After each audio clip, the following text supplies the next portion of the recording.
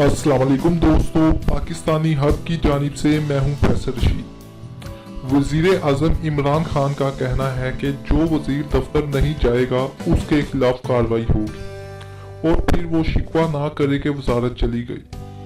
पेशावर में तकरीब से खिताब करते हुए वजीर आज़म ने कहा कि खैबर पख्तूनख्वा के लोग सियासी शऊर रखते हैं। KPK के लोग दूसरी बारी नहीं देते, लेकिन हमें दी। यहाँ के लोगों की जिंदगियों में तब्दीली आई, इसलिए तहरीक इंसाफ को दूसरा मैंडेट मिला। 2018 के इलेक्शन साफ और शफाफ हुए। हमने मैंडेट लेने के लिए कोई रवायती हरबा इस्तेमाल नहीं किया। हमने इलेक्शन से कबल फंड्स जारी नहीं किए थे।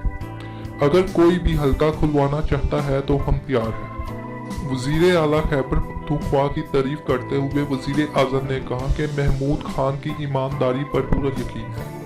वो सादा और सच्चे इंसान हैं। हमें यकीन है कि महमूद खान किसी के दबाव में नहीं आएंगे।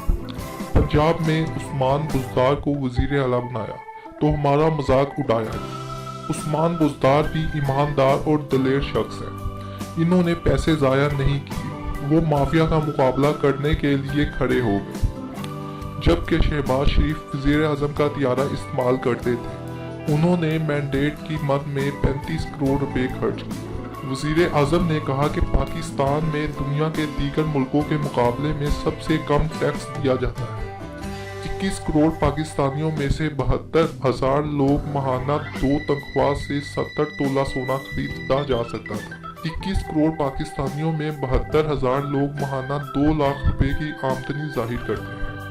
एक वक्त था कि ब्यूरोक्रेट की माहाना तनख्वाह से 70 तोले सोना खरीदा जा सकता था, लेकिन अब वजीर आज़म को जो तनख्वाह मिलती है इससे बनी गाला का खर्चा भी नहीं निकल सकता।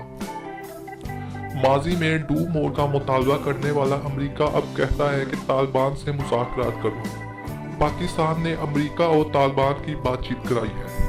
दोस्तों, अगर आपको हमारी ये वीडियो पसंद आई हो तो आप हमारे चैनल को सब्सक्राइब करें और हमारी वीडियो को लाइक और शेयर करें। Thanks for watching.